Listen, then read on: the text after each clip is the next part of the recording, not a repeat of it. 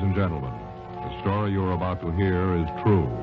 The names have been changed to protect the innocent. Dragnet.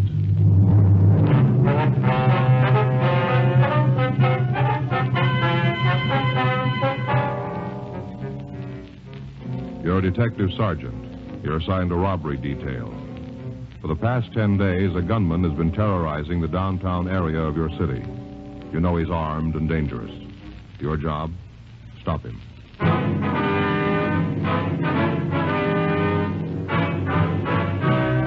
Dragnet, the documented drama of an actual crime. For the next 30 minutes, in cooperation with the Los Angeles Police Department, you will travel step by step on the side of the law through an actual case transcribed from official police files. From beginning to end, from crime to punishment, Dragnet is the story of your police force in action. It was Tuesday, October 5th. It was raining in Los Angeles. We were working the night watch out of robbery detail. My partner's Frank Smith. The boss is Chief of Detective Stad Brown. My name's Friday. I was on my way back from Metropolitan Division. It was 7:56 p.m. when I got to the City Hall. Robbery squad room. Hey, buddy, you didn't have to make a special trip in to bring the tie. Well, I might have forgot it tomorrow and left it in the car again. Here you are. Oh, thanks. Hey, the card's still in the box. You want it? No. Hey, look at this. Real pretty. Go good with my brown suit. Real silk, too, huh? Mm-hmm. That's a pretty clever idea, putting a name on a tie like that. Don't you think? Yeah. Yeah, I used to do the same thing with ink and paper when I was a kid. You know, put a gob of ink on the paper and then fold it over. Mm-hmm. I got some pretty weird-looking pictures. This name business makes a nice, neat tie pattern, don't you think, Joe? Yeah, if you don't mind the switch. On the name, you mean? Yeah. No. Unless you're looking for it, you wouldn't know it said Joe Friday. Here, take a look. See? This is how it's going to be when I'm wearing it. It's kind of hard to see. Yeah, well, as long as you're satisfied, you're the one that's going to wear it. Well, sure. Looks great to me. Of course, if you're going to turn your head sideways and read it, then you can see it says Joe Friday, but I don't think people are going to go to all that trouble. You think so? No, I don't think so. Did you talk Stoner? Yeah, says they'll meet us later. All right, better get going, huh? Yeah. Want to get your coat? It's coming down pretty hard out there. Right. You think it'll keep the suspect inside? I don't know. It isn't going to work for us. Hot shot, I got it.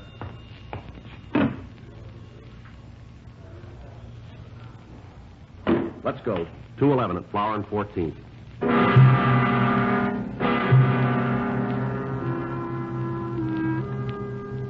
Frank and I left the office and drove out to the address. It was a small neighborhood liquor store.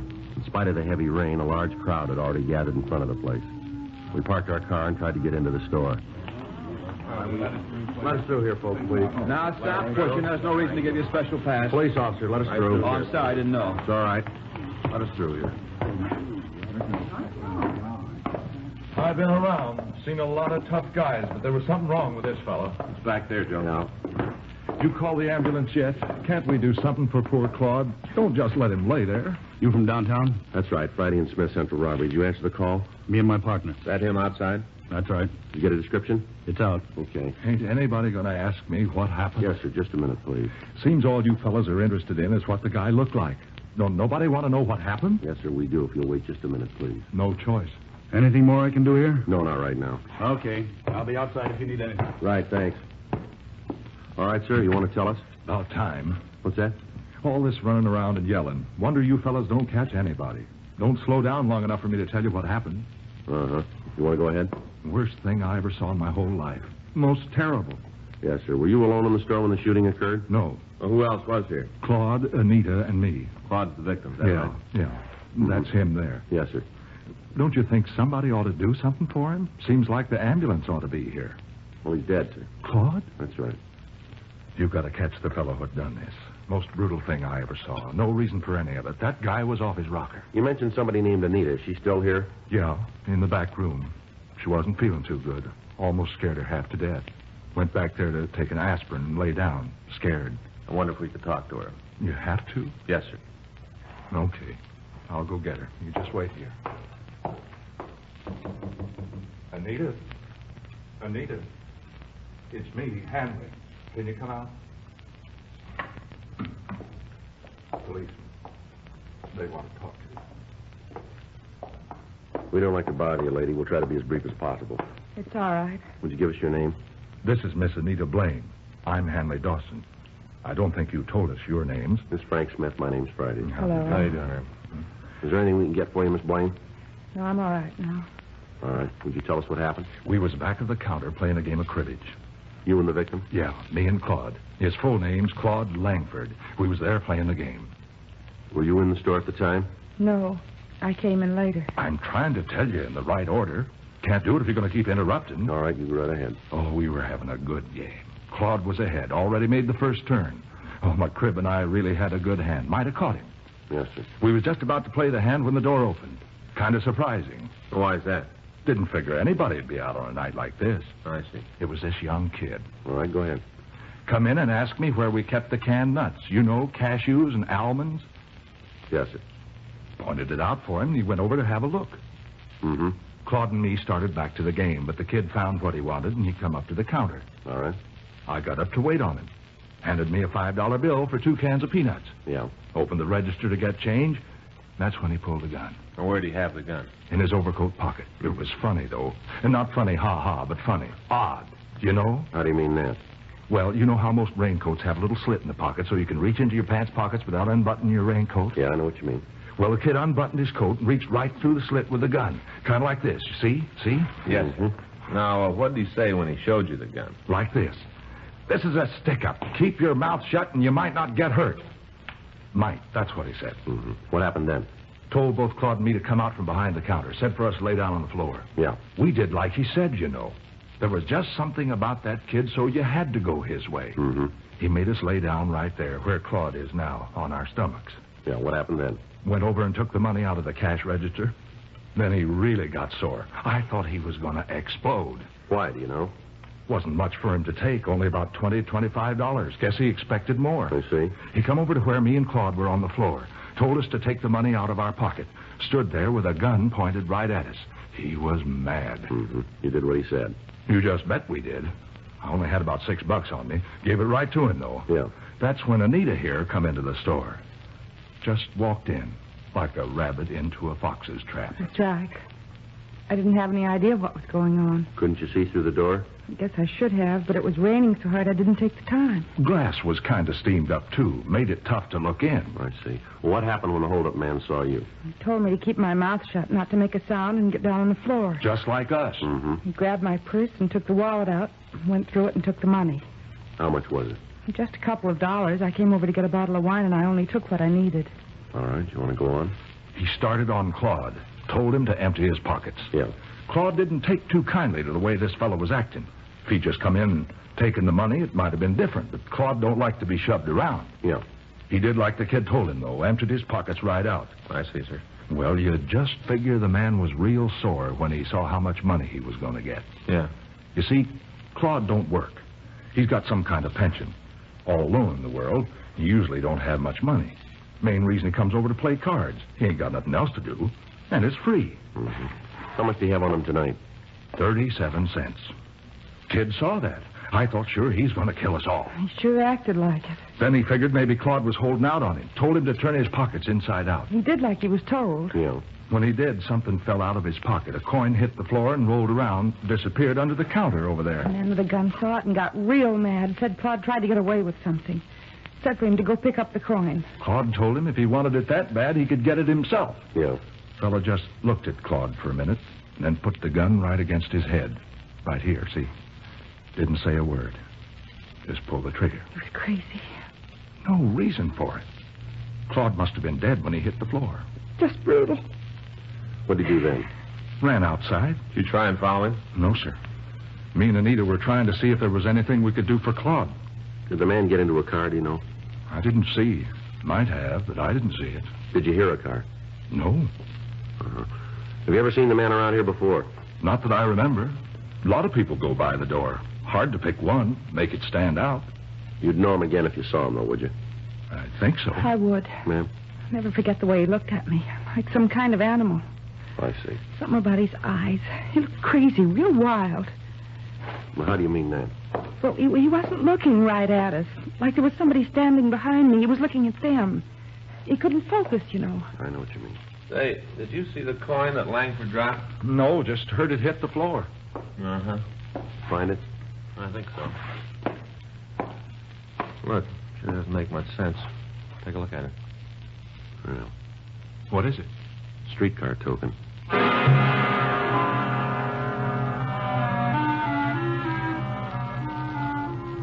The men from the crime lab arrived and photographed the store. Diagrams were made showing the position of the body, and the premises were checked thoroughly. The victims were taken to the city hall to check the mug book. They were unable to make an identification. A canvass was started to the immediate area in the hope that we might be able to turn up a witness to the shooting. One of the uniformed officers talked to a newsboy who had seen a man run from the liquor store.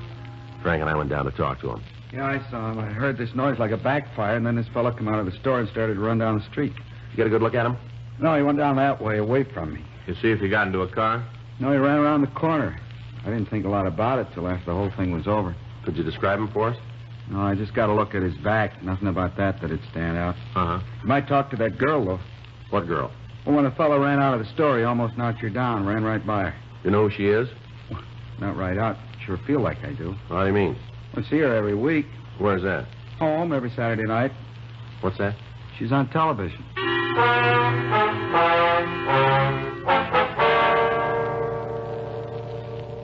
From the witness, we got the time of day of the television show. We contacted the network and obtained the information that the girl's name was Betty Martin. They went on to tell us that she was working in a nightclub in Beverly Hills. Frank and I drove out to see her. She was sitting at a table talking to some people, and we asked the waiter to tell her we'd like to see her. Hello, you want to see me? Yes, ma'am. Would you sit down, please? Thank you. Here, I'll get that chair for you. What can I do for you? We're police officers, Miss Martin. This is Frank Smith. My name's Friday. How do you do? Hello. We understand that you were in the area of 14th and Flower tonight. Is that right? That's right. Why? Well, there was a hold-up and shooting down there. It's possible that you might have seen the man who did it. Well, I don't think so. My manager and I went down there to listen to a group that's playing, but as far as I know, I didn't see anybody else. Oh, excuse me. I'll be right back. If you wait until I'm finished, I'll tell you what I can. Well, it's rather important, Miss Martin. We'll wait. Well, so's my job. I'll do one song, and then I'll be back. Right. Thank you. Excuse me.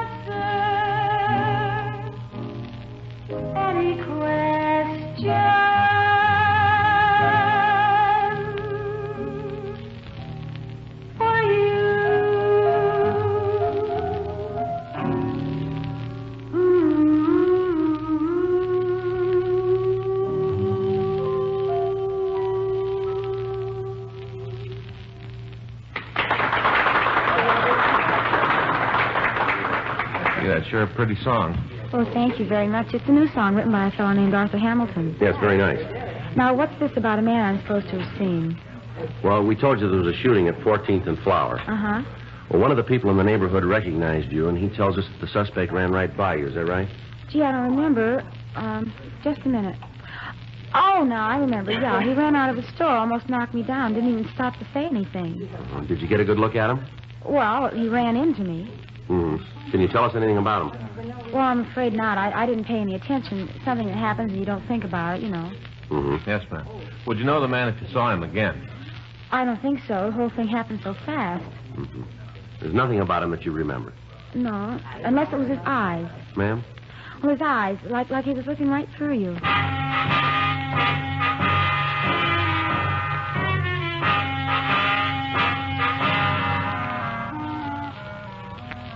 11:46 p.m. Frank and I went back downtown. The search for the killer had spread throughout the city. Additional units from all divisions were called in to help.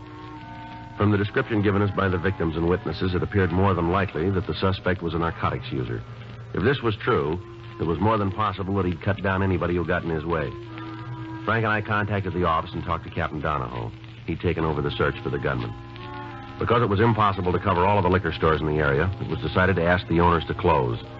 Frank and I were assigned to places along Vermont Avenue. The first 6 stores we contacted cooperated. By the time we got to the 7th, the rain had stopped.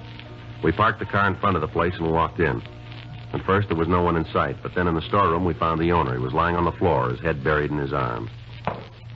You go away. Leave me alone. You all right?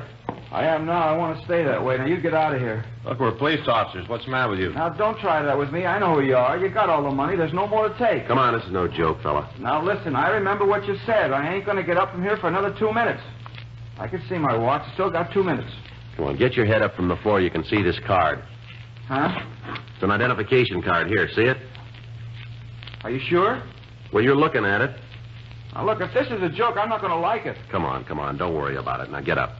Come on. Well, it's about time you got here.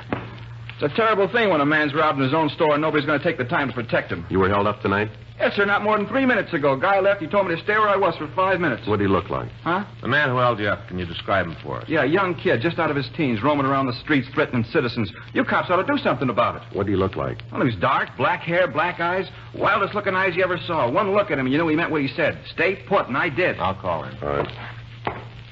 What's he going to do? Put out a broadcast. For the hold-up man? That's it. Well, I don't want to tell you your business, but it sure seems like a waste of time. What's that? Well, if he hears it, he ain't going to give himself up.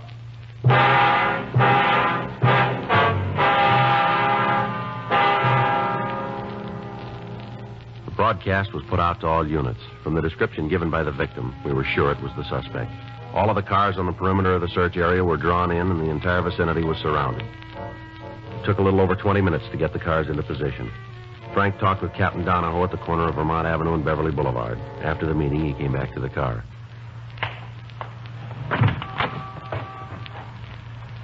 Well, that does it. Yeah? Area's secure. Were they trying to nail him down? No. I figured to keep the area surrounded, wait till morning, and then move in. You think he's still here? We'll know in 3 hours.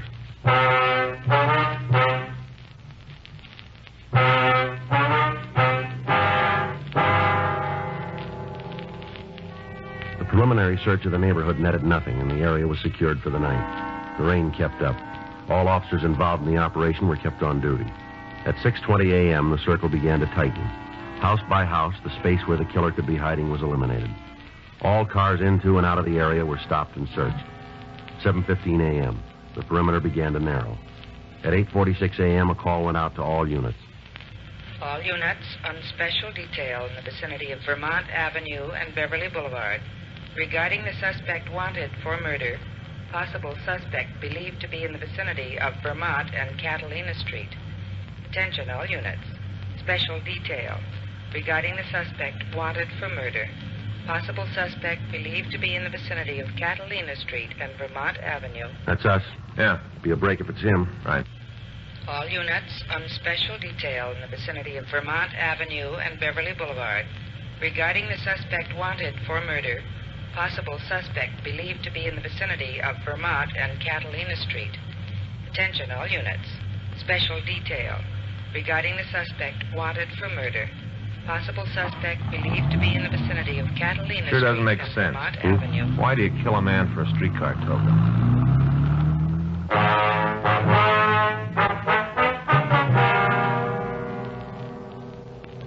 According to the report received by the complaint board, a woman in the vicinity had seen someone run through her backyard. When she shouted at the person, he continued running and disappeared into the alley. All cars in the area converged, and a complete search was started. As time went on, the possible hiding places narrowed, and finally the suspect was left with less than a block in which to conceal himself. Frank and I joined the officers on foot. After 20 minutes, we found ourselves in the backyard of one of the houses on the street. Looks like a chicken house back there. Better check it, huh? Yeah. All right. You got it covered? Yeah. Joe. Sure. All right, come on out. Keep your hands where we can see him. Don't shoot, huh? Please don't shoot. I give up. Stand still. Right where you are.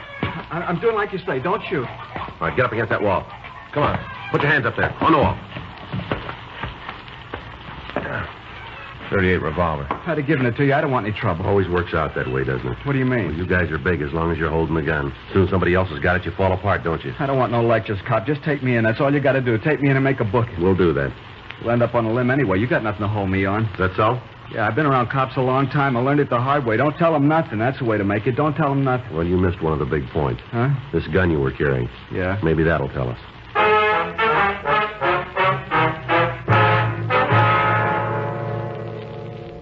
The suspect was taken to the city hall. He was mugged and fingerprinted. From his prints, we identified him as Max Hanford. He had a record listing several arrests for violation of the State Narcotic Act and 2 counts robbery. However, he'd never served time on any of the charges. We talked to him for an hour without result. 10:40 a.m. Why don't you leave me alone? I got nothing for you guys. Well, you keep believing that. We got people coming in who are going to lay it on you. For what? 211 and murder. You're out of your mind. We got you made on all counts, any way you slice it. You're on the needle, cop. Is that so? Yeah, you got one beef on me. Most you can tag me for is stealing chickens. You sit down and try to think what a judge is going to say when you read that off in court. All right, Hanford, you keep that smile on your face. You go right on believing that we can't press a charge that'll stick. Now, we got a half a dozen people on the way in here. They'll point you out in a crowd. And as soon as they do, we'll drop you in a cell and hold you ISO. Won't be long until that yen gets so big you'll be yelling for us to turn you loose. You got it all figured, haven't you? That's right down the line. You're a hype. You're hooked, and you're hooked bad. Everything's working for us. You go through the cure, and you'll tell us what we want to know, and you'll be glad you got the chance to talk. We don't need your help. We're home free without you. You keep up the way you're acting, see how far it gets you. You really figure you can box me in? Without a door. When'd you call the people? What's that? To point me out. A little while ago. Well, can you get them before they leave home? Why? No reason for them to make a trip. I'll give it to you. You want a stenographer? Might as well. I got nothing to lose. I'll give you the story. I'll get him. Okay. Lousy deal. Is that right? Yeah, I didn't want to kill that fella, you know. Well, why'd you do it? I was high. I just had a pop. I felt like I owned the world. Maybe pretty sore to think the guy was holding out on me. Guess you think that's a pretty bad reason. That's right. People don't understand. You get a bad habit working on you, you'd do anything to feed it. Is that right? Sure, you let me talk to anybody. Let me tell them what it means to have a supply shut off. I'll tell them what it's like. I don't care who it is. You put me in front of a jury, I'll tell them. Yeah, well, you'll get the chance. I'll tell them it wasn't my fault I got hooked on this stuff. That's why I did it. I'll tell them. Well, while you're at it, you can tell them something else. What? Why you started taking narcotics.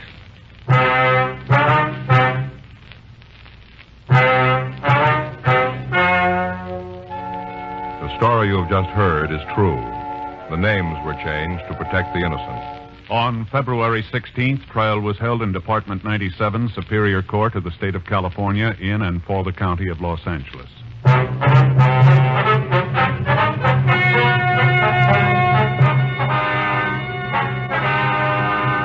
Max Gifford Hanford was tried and convicted of murder in the first degree and received sentence as prescribed by law. Because the jury failed to return a recommendation for clemency, he received the maximum sentence and was put to death in the lethal gas chamber at the State Penitentiary, San Quentin, California.